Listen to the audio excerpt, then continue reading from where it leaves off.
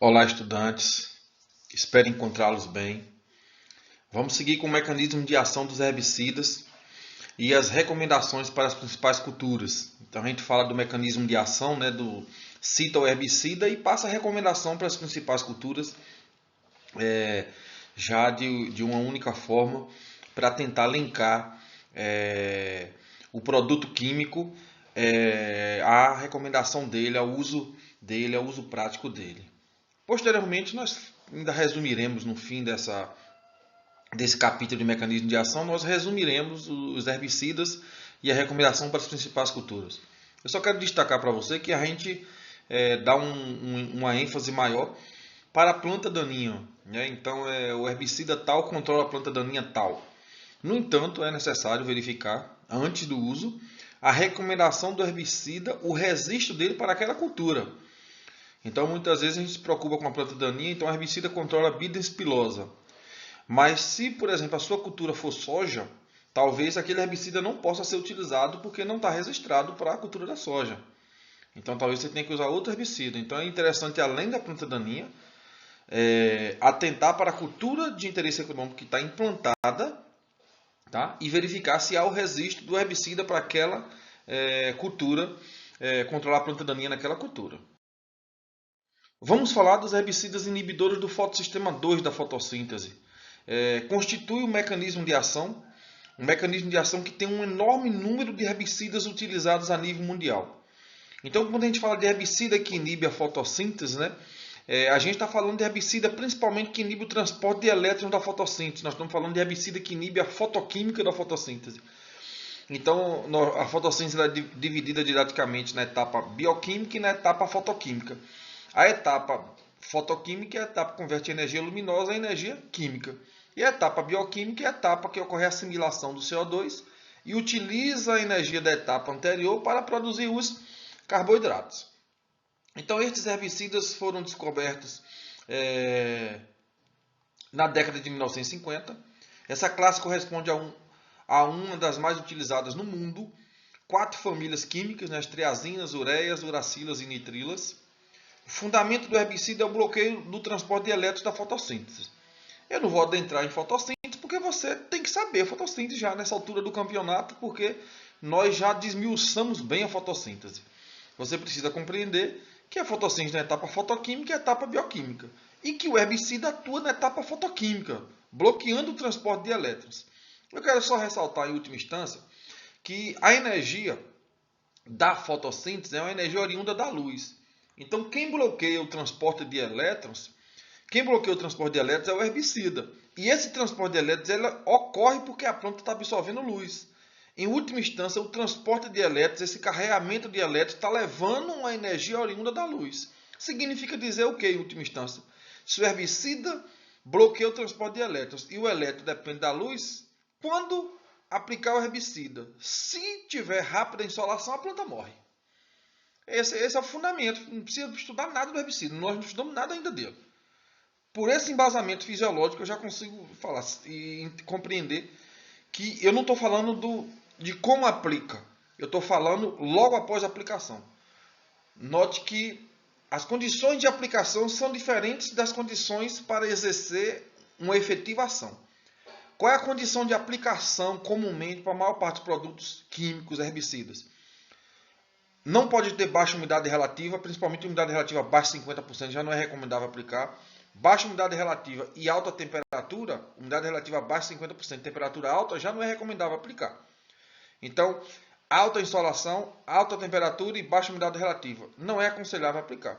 No entanto, depois que você aplica, imagine que você aplicou aí no início da manhã, por volta de 7, 8 horas da manhã, conseguiu uma boa cobertura da planta, por volta de 10 horas está aumentando a luz, aumentando a temperatura.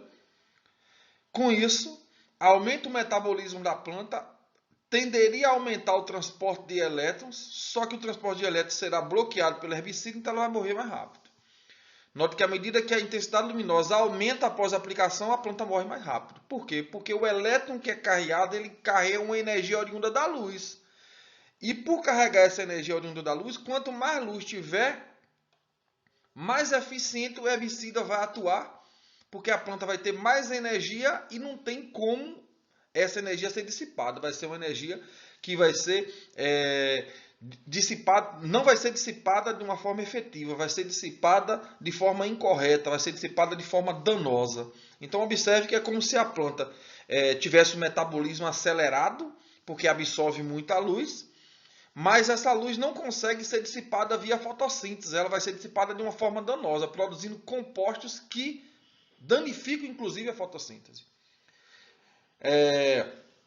Geração de clorofilas altamente excitadas e carregadas energeticamente. Ocorre formação de radicais livres compostos reativos, danificando membranas e proteínas. Os sintomas tendem a aparecer inicialmente nas folhas maduras, em plena fotossíntese.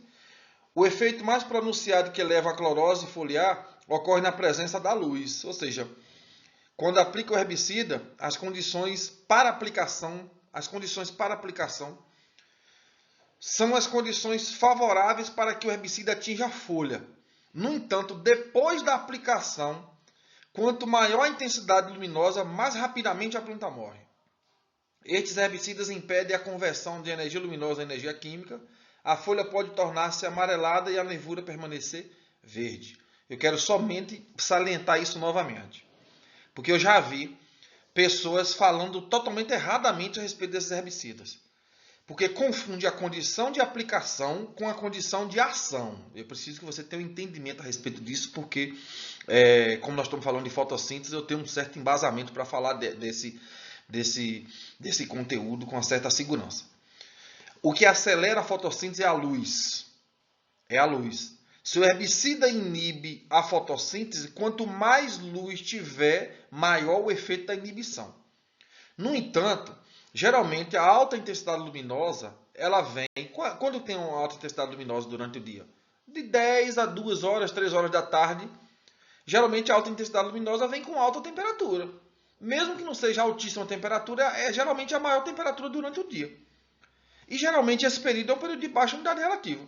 Então isso é um período inadequado para aplicar, só que é um período adequado para a ação do herbicida. Quer dizer que você aplica antes desse período, e durante esse período a ação vai ser efetiva.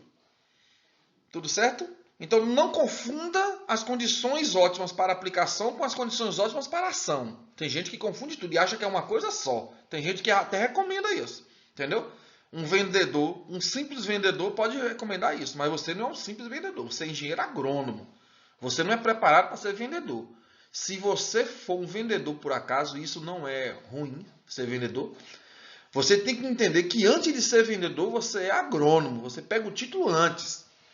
E sendo agrônomo, você não vai só fazer venda de produto. Você vai fazer recomendação. Então, compreenda que as condições de aplicação que favorecem a aplicação podem ser diferentes das condições que favorecem a ação. Então, observe aqui um resumo da fotossíntese, a etapa bioquímica e a etapa fotoquímica. A etapa bioquímica também chamada de fixação do CO2. Na etapa fotoquímica, a energia luminosa é convertida em energia química. Então, observe aqui a energia luminosa, ó, a energia luminosa sendo convertida em energia química. Aqui é a energia química, ó. Aqui é a energia química, ó. Essa parte aqui, ó, é energia química. Então, essa energia química é uma energia necessária para que a segunda etapa da fotossíntese funcione, ó, que é essa etapa aqui, ó. Então, essa segunda etapa utiliza essa energia química da primeira etapa. No entanto, o herbicida ele atua na primeira etapa, que é na etapa fotoquímica. O herbicida atua aqui, ó, nessa etapa fotoquímica. Observe que para a ocorrência da etapa fotoquímica, durante essa ocorrência, a energia luminosa ela é absorvida, ocorre o transporte de elétrons e esse elétron é entregue por NADP+, aqui, ó, NADP+, que é transformado em NADPH. Então, observe que é necessário ocorrer o transporte de elétrons. E o que o herbicida faz é justamente bloquear esse transporte de elétrons. Então, observe que toda essa energia luminosa é absorvida pelas clorofilas. As clorofilas precisam absorver essa energia luminosa. Tanto a clorofila A quanto a clorofila B absorvem essa energia luminosa. E também os carotenoides absorvem essa energia luminosa como pigmentos acessórios. Então, compreenda isso aí. Nós não vamos adentrar em fotossíntese, que nós já falamos em fisiologia. Então aqui eu mostro para vocês o transporte de elétrons da fotossíntese. Então observe que após absorver energia luminosa aqui, ó, os elétrons eles são transportados, ó, via plastoquinona, citocromo B6F, é entregue para a plastocianina, que vai para o fotossistema 1. Então observe que ocorre todo um transporte de elétrons por ocasião da absorção de energia luminosa. Primeiro absorve energia luminosa, depois ocorre o transporte de elétrons. Observe aqui, ó, quando nós pegamos e amplificamos o fotossistema 2, que durante o transporte de elétrons, ó, ocorre a absorção inicial de energia luminosa, o elétron é excitado, ele é entregue aqui para QA e QA entrega para QB. Então, ocorre que há uma entrega de QA para QB e QB que promove o transporte para os outros fotossistemas. Para o outro fotossistema, na verdade, que é o fotossistema 1. Aqui nós estamos falando do fotossistema 2. Observe que o herbicida ele atua justamente aqui, ó. Ele bloqueia esse transporte, ó. Ele bloqueia essa entrega, ó, de QA para QB. É aqui que o herbicida atua, ó. É aqui que atua o herbicida inibidor do fotossistema 2. Então atua aqui, ó, na altura da proteína D1. Aqui é a proteína D1, ó. Tudo isso aqui é proteína D1, ó. Tudo isso aqui é proteína D1, ó. Tudo que está dentro disso aqui está dentro da proteína D1. Então observe, ó, que é aqui dentro da proteína D1, perdão, que o herbicida inibe que o elétron seja entregue de QA para QB. Com isso ocorre o bloqueio do transporte de elétrons. Mas ora, se QB não recebe o elétron para levar para o fotossistema 1, então o que vai acontecer? QA não tem para quem entregar o elétron, porque está bloqueado. E aí QA vai entregar o elétron para algum composto e esse composto vai se tornar tóxico. Pode ser para o oxigênio e formar uma espécie reativa de oxigênio. Pode ser para uma clorofila e formar uma clorofila tripleto. Pode formar radicais hidroxila. Pode formar H2O2. São compostos que causam danos nas membranas e nas proteínas. Causa peroxidação de lipídios. Isso pode resultar em extravasamento até de eletrólitos. Então observe que ocorre um estresse oxidativo aqui na altura do fotossistema 2, que pode resultar com a morte da planta. Então observe aqui, ó, observe aqui que o herbicida atua, ó, inibindo a entrega de QA para QB. É aqui que o herbicida atua. Então herbicida inibidor do fotossistema 2, como nós estamos vendo. Então observe aqui os fotossistemas, aqui o fotossistema 2 e aqui o fotossistema 1. Então, observe que após absorver a energia luminosa, é necessário ocorrer o transporte de elétrons, e aqui a plastoquinona que faz esse transporte de elétrons. Então, é na altura da plastoquinona que ocorre o bloqueio do transporte de elétrons na altura do fotossistema 2, e com isso, ocorre a produção de espécie reativa de oxigênio, e essa produção de espécie reativa de oxigênio resulta em danos a membranas e proteínas, e posteriormente na morte da planta daninha. Então aqui alguns herbicidas e as recomendações, né?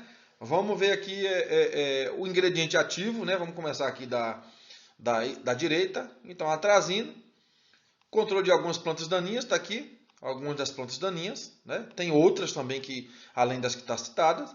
Aqui o nome comercial, né? De alguns produtos que o princípio ativo é atrazina. E aqui a recomendação, né? Então vamos ler a recomendação. São mais de uma dezena de produtos comerciais contendo atrazina. Esse produto é muito utilizado nos cultivos de cana-de-açúcar, milho e sorgo. Se bem aplicado, não causará danos nas culturas. Se for aplicado corretamente, não vai causar dano na cultura. Você pode até verificar um dano inicial na cultura do sorgo, nas folhas. No entanto, não causa prejuízo econômico quando nós nos referimos à redução da produtividade. Não reduz a produtividade do sorgo, porque a planta se recupera rapidamente. Nós falamos isso em seletividade. Pode ser utilizado tanto em pré-emergência quanto em pós-emergência das plantas daninhas. Tá? Geralmente é usado em pré-emergência, quando usado em pós-emergência é no crescimento inicial da planta daninha. O segundo ingrediente ativo, né, as ureias, aqui algumas plantas daninhas que são controladas, aqui algumas marcas comerciais, e aqui a recomendação. Conhecido como diuron, é utilizado para controle de plantas daninhas em abacaxi, algodão, cacau, café e citros. O terceiro, também princípio ativo a ureia. Aqui várias plantas daninhas controladas. Aqui a marca comercial e aqui a recomendação. Produto conhecido como Linuron é seletivo para alho, cebola, batata salsa, cenoura e camomila. Pode ser utilizado na pré-emergência de ambas ou pós, a depender da espécie cultivada. Então aí está a recomendação. Né? Aqui, essa recomendação já é recomendação baseada também em registro, tá? Em registro do produto para aquela cultura. Então observe que é um produto que é seletivo para algumas culturas e que é muito utilizado a nível de agricultura, a nível mundial. O segundo mecanismo de ação que nós vamos ver hoje, né, são os herbicidas inibidores do fotossistema 1 da fotossíntese. São herbicidas não seletivos que pertencem ao grupo químico dos bipiridilos. Não seletivos. Então são herbicidas de largo espectro, né? Apresentam amplo espectro de espécies controladas. Os principais herbicidas dessa espécie são o diquat e o paraquat. O diquat foi lançado na Inglaterra na década de 1950. Posteriormente foi desenvolvido o paraquat. A eficiência de controle se dá principalmente no uso em pós-emergência.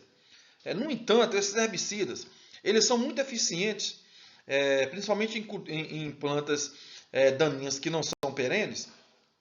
Mas quando as plantas daninhas são anuais e são perenes, eles possuem efetividade se for controlada a planta daninha no estágio inicial de crescimento. Em estágio mais avançado de crescimento de plantas daninhas perenes, não tem tanta eficiência.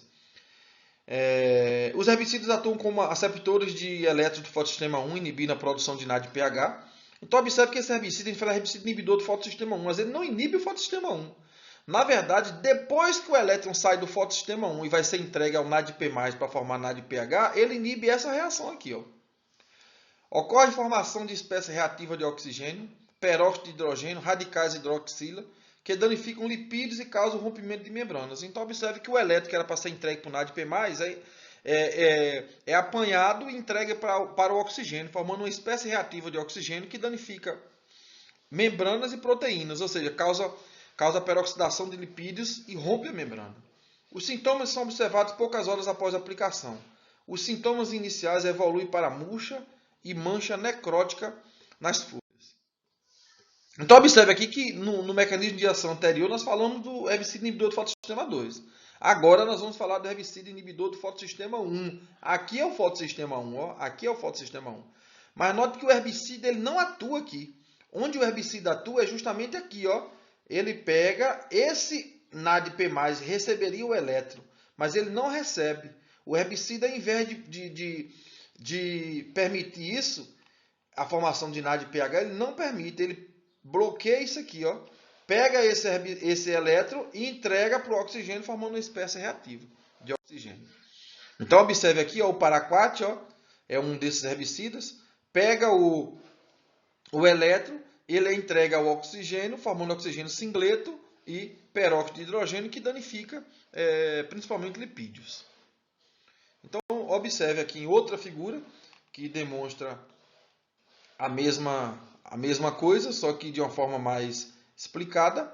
Observe, ó, que na altura do fotossistema 1, o elétron que é transportado é entregue para a ferredoxina. A ferredoxina, ela pega o elétron e entrega para o NADP+. É na altura da ferredoxina que o paraquat atua. Na altura da ferredoxina que o paraquat atua. Ó. Nessa altura aqui da ferredoxina que o paraquat atua, promovendo o bloqueio desse transporte de elétrons e impede que seja entregue para o NADP+, para formar NADPH. E aqui a recomendação. Vamos começar da direita para a esquerda novamente. Então, o grupo químico é bipiridilos. As plantas daninhas, né, é um amplo espectro. Aqui eu coloquei muitas delas, né, um amplo espectro de planta daninha que pode ser controlada. Aqui algumas marcas comerciais, né, eu botei muitas aqui. Então, aqui é o herbicida paraquat. Trata-se de um herbicida não seletivo utilizado em pós-emergência. O paraquat, ele agora está proibido, né, o uso do paraquat. É muito recente essa proibição. É uma proibição de 2019 que foi adiada para 2020. Principalmente, tem algumas explicações, e a maior explicação está ligada com a contaminação do ser humano, né? com efeitos danosos para mamíferos. E a principal delas é a relação com a doença de Parkinson. Então, o paraquat está nesse momento aí proibido, né? Ainda no grupo químico Bipiridilus, outras várias espécies, né? Trapoeraba, picão preto, buva, soja voluntária, várias plantas daninhas. Aqui a marca comercial e aqui a recomendação. O diquat trata-se de um herbicida não seletivo utilizado em pós-emergência de plantas daninhas ou de secação de culturas. Então essa é a recomendação do diquat. Então o outro grupo de herbicidas, né, o outro mecanismo ativo é herbicidas inibidores da protox. São herbicidas inibidores da protopofrinogena oxidase, representam quase 10 ingredientes ativos. A enzima protox é encontrada nos cloroplastos e mitocôndrias. A enzima protox é importante para a síntese de clorofilas. O acúmulo de intermediários metabólicos, ao sofrer reações, produz espécie reativa de oxigênio. O peróxido de hidrogênio, o ânion superóxido e o oxigênio singleto são responsáveis pelo rompimento de membranas. Os sintomas são rápido branqueamento, dessecação e necrose de tecidos das plantas. A presença de luz acelera as reações que culminam com o controle mais rápido. As partes tratadas da planta expostas à luz morrem rapidamente. Então esse deve ser o sétimo mecanismo de ação de herbicidas. Essa enzima protox é uma enzima importante na síntese de clorofila. Eu saliento que a síntese de clorofila precisa de luz. Então observe que esse é um herbicida que atua em um mecanismo, em uma enzima do metabolismo das clorofilas, da produção de clorofilas, que depende de luz. Então novamente a luz está envolvida. A presença de luz rapidamente mata a planta que foi tratada com esse herbicida. E aqui a gente observa as clorofilas, que são importantes para a absorção de energia luminosa. E a síntese de clorofila inicia com o ácido glutâmico, né? Inicia-se com o ácido glutâmico, como a gente está vendo aqui. Então tem várias reações que resultam na síntese de clorofila A e de clorofila B. Vamos ver detalhadamente onde é que a enzima atua. Então observe que a síntese de clorofila é necessária a presença da luz. Observe que a luz está aqui, ó, a importância da luz. Inicia-se no ácido glutâmico e para a produção de clorofila A ou clorofila B, observe que tem uma etapa em que necessita da ação de uma enzima chamada protoporfirinogênio oxidase. Se ampliarmos aqui, ó, observe o início aqui, ó, a necessidade da luz. O ácido glutâmico é convertido em ácido amino levulínico, que é convertido em porfobilinogênio, hidroximetibilano, uroporfirinogênio 3, coproporfirinogênio 3. Observe que aqui tem a ação de várias enzimas, tá? Várias enzimas atuando e vários tipos de reações ocorrendo e a necessidade de alguns, além da reação enzimática, de alguns compostos, né? Então aqui a necessidade de o gasto de energia, a necessidade da luz, aqui o CO2. Mas aqui seguindo ainda, né, depois do coproporfirinogênio 3, esse composto ele é convertido em protoporfirinogênio 9. E esse protoporfirinogênio 9, por ação da protox aqui, ó, por ação da protox, é convertido em protoporfirina 9, magnésio protoporfirina 9, magnésio protoporfirina 9-ME. Então observe que é essa ação que o herbicida inibidor da protox inibe, ó, é essa reação aqui. Então essa reação aqui é inibida, ó, e a síntese de clorofila é bloqueada, tá? Então vamos ver as recomendações da direita para a esquerda novamente. Vamos ver aqui o fumê-safém, ingrediente ativo, controle de várias plantas daninhas, desde a poaia branca, corda de viola, trapoeraba, picão preto, mentrasto, algumas marcas comerciais aqui. E aqui a recomendação, né? Trata-se de um herbicida seletivo indicado para plantas infestantes de folhas largas, em pré-emergência, para algodão e pós-emergência para feijão e soja. Então, importante aqui essa recomendação inclui a soja, que estão cultivada em nossa região, e o feijão também, que é cultivado em menor escala, principalmente pela agricultura familiar. Observe o segundo ingrediente ativo, lactofen, recomendado para várias plantas daninhas, controle de várias plantas daninhas. Aqui algumas marcas comerciais, tá? E aqui a recomendação. Então, Lactofen trata de um produto seletivo indicado em pós-emergência na cultura da soja. Tá? Então, observe que no mesmo slide a gente tem aí ingrediente ativo, as plantas daninhas que são controladas, a marca comercial e aí a recomendação. Então, isso pode servir até de um roteiro para você, para te ajudar na tua vida profissional, para você ir treinando e mais ou menos ter uma prática com isso. E ao longo dos anos, à medida que você vai trabalhando e vai aprofundando mais, você vai adentrando nesse conhecimento. Que Deus abençoe todos. Vamos encerrar por aqui. Não vamos adentrar em muitos ingredientes ativos de uma só vez, em muitos mecanismos de ação, porque é para não ficar pesado e dificultar o entendimento.